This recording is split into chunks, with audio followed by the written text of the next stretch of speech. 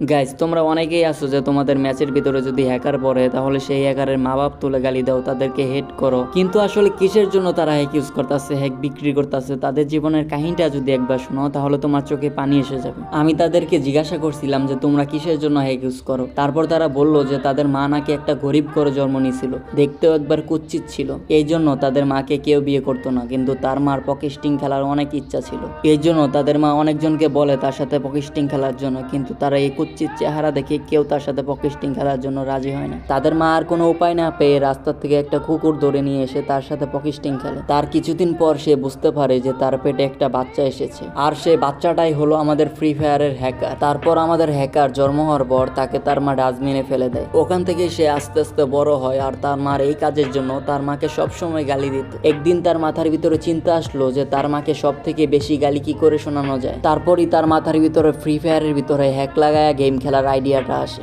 আর তাদের আইডিয়াটা সফলভাবে কাজে লাগে। ঠিক এই জন্য তাদের মা বাপ তুলে গালি দিলে তাদের কোনো যায় আসে না, তারা আরো খুশি হয়।